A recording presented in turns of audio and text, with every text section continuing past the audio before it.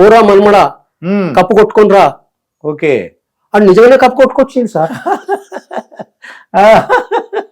అంటే అక్కడ ఆశీర్వదించి ఎవరు అనుకున్నారు మరి? ఎన్టీ తాతగారు ప్లస్ ఆయన ఒక దైవశక్తి ఉందిలేండి ఆయన దగ్గర. అయితే చెప్తున్నా కొట్టుకొస్తాడు అంటే కొట్టుకొచ్చి ఉరుక్కుంటూ వచ్చి జూనియర్ ఎన్టీఆర్ చల్లగా బతుకురా నాన్న అన్నాడు. అయితే అప్పుడే 2-3 సార్లు నేను పట్టుకున్నా. సార్ డైలాగ్ చెప్పు, చెప్పాలనా తాతకు చెప్పాలనా?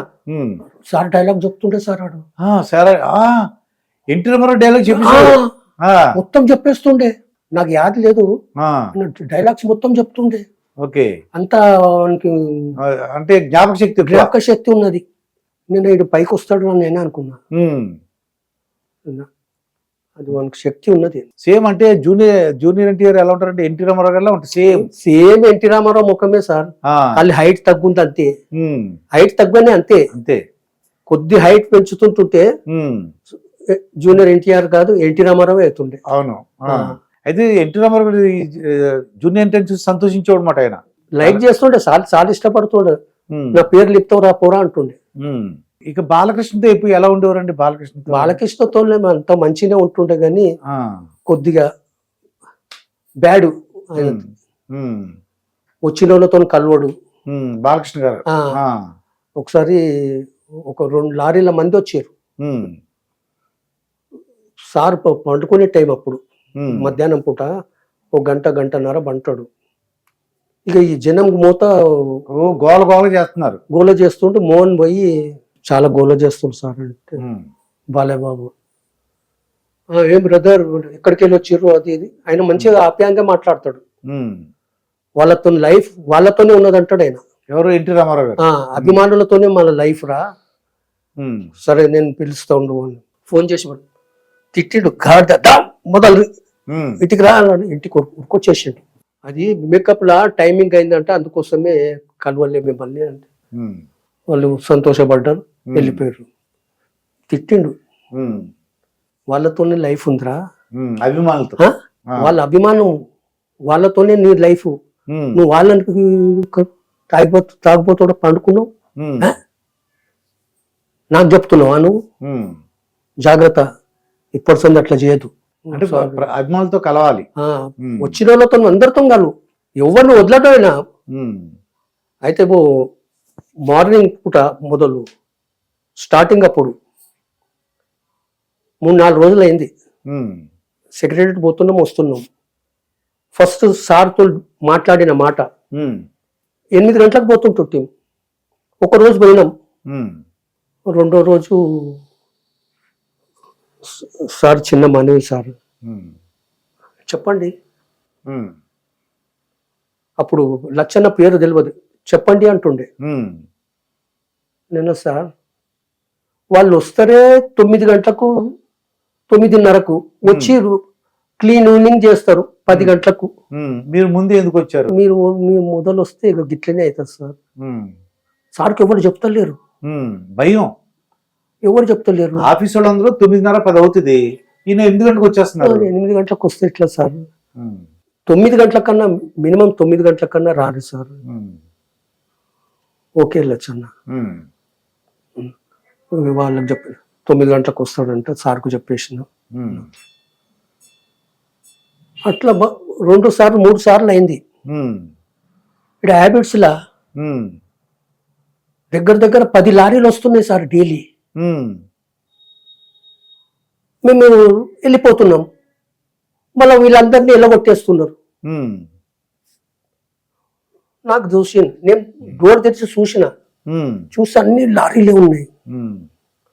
గమ్మున కూర్చున్నా. సార్ ఒక మనవి సార్, రేపటి సంధి సీఎం దగ్గర ఎవరు కలవద్దు, మేము మాట్లాడము, ఎవరితో కలవరు అని పేపర్ స్టేట్మెంట్ చేశారు. ఎవరు రారు అన్న. ఏం పిచ్చిగుందా? ఉన్నది చెప్తున్నా సార్. రోజు 10 లారీలు వస్తున్నాయి, మీరు లోపల వచ్చి బండ్ల కూర్చుంటారు, మేము సెక్రటరీ వెళ్ళిపోతున్నాం, ఆడికెళ్ళి వాళ్ళు వెళ్ళిపోతున్నారు. అందుకోసమే చెప్తున్నా.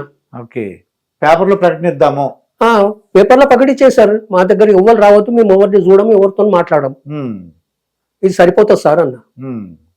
పిచ్చిగుందా అన్నాడు. ఉన్నది చెప్తున్నా సార్ అన్న. కామ్ అయిపోయిండు. తెల్లారి యథా ప్రకారము సెక్యూరిటీ అయిన డోర్ తెరిచి చూసినట్టు డోర్ లూకేసి ఎక్కకి వెళ్ళిపోయాడు.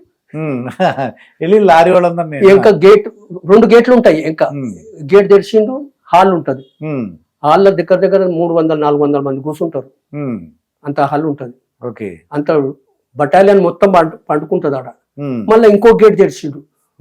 తెరిచి ఓ లారీలు ఓ అన్నాడు. అందరు లోపల రాని బ్రదర్ అన్నాడు. లోపలికి వచ్చేసి 5 నిమిషాలు మాట్లాడాను సార్. మీరు ఎక్కడికి వెళ్ళి వచ్చారు? మేము ఒంగోలుకి వెళ్ళి వచ్చినాం. ఎక్కడ పోయారు? తిరుపతి పోయినాం. పోతా మిమ్మల్ని చూసుకుంటూ పోతాం. మీరు ఎక్కడ పోయారు? చిలకలూరుపేట. అంతా అక్కడ వైజాగ్ అంతా వైజాగ్ కాడికి వెళ్ళి కంప్లీట్ అందరితో మాట్లాడారు. అందరితో మాట్లాడి ఎన్టీఆర్ జిందాబాద్ వెళ్ళిపోయాడు. నేను సార్ ఏం అడిగారు సార్? మీరు ఏం అడిగారు సార్? వాళ్ళకి ఏమి ఇచ్చారు సార్? ఏమీ లేదు కదా, వాళ్ళు ఏం అడగలేదు. ఆయన చూడడానికి వచ్చారు అంతే. అంతే. లోపల మొత్తం అన్ని ఫ్యాన్లు పెట్టేసారు. మొత్తం చిత్రంజీలు వేసారు. వచ్చిన వాళ్ళు అందరిని కూర్చుండబెట్టి ఒక టేబుల్ వేయండి. ఆడ ఎవరైనా అప్లికేషన్ ఇస్తే అప్లికేషన్ తీసుకుర్రి, దానికి రిప్లై ఇయ్యండి. అప్లికేషన్లన్నీ చక్రపాణికి ఇయ్యండి. ఆయన చక్రపాణి చూస్తాడు అనమాట. ఓకే, ఇవి కథం రోజుగా లచ్చన్న. సార్ చెప్పండి సార్. నీ ఐడియా ఎంతమంది బాధపడుతున్నారు లచ్చన్న? నేను ఎంతమంది కాదు సార్. నువ్వు 5 నిమిషాలు మాట్లాడినావు. ఎంత సంతోషంలో పోయారు చూడు సార్. ఇది మీకు ఎవరు చెప్తలేరు. నేను ఉండలేక నేను చెప్పిన. నువ్వు నన్నేమో ఏమో పిచ్చిగున్నదా అని వేసినావు. సారీ లచ్చన్న. ఇమీడియట్లీ సారీ చెప్పేసిండు. అంత పెద్ద ఆయన సారీ చెప్తే మనకు సారీ గురించి కాదు కదా. సారీ చెప్పకు సార్. ఓకే అన్ని సార్లు నువ్వు సారీ ఎందుకు చెప్తావు నాకు? నా ధర్మత నేను నివాంచిన, నువ్వు నివాంచుకో. Okay okay Lachanna. ఇక ఆడపిల్లలతో ఎలా ఉండేవారండి? ఆడపిల్లలతో ఒక పిల్ల నెల రోజుల సంత సెక్రటరీ వస్తున్నది. నెల రోజుల నుంచి వస్తుంది. నెల రోజుల సంత వస్తుంది. అబ్బా ఎవడో చెప్పిండు, నువ్వు ఆ డ్రైవర్ కు చెప్తే నేను కల్పిస్తాడు అని. ఆమె వచ్చి నన్ను పట్టుకున్నది. నిన్న అక్కడ దూరం బౌండరీలకు ఎవరిని రానియం. బండి పెట్టిన బౌండరీలకు. నువ్వు ఆడ ఉండు, నేను సెక్యూరిటీ అయినా చెప్తా. రాజ్ సార్కు చెప్పిన.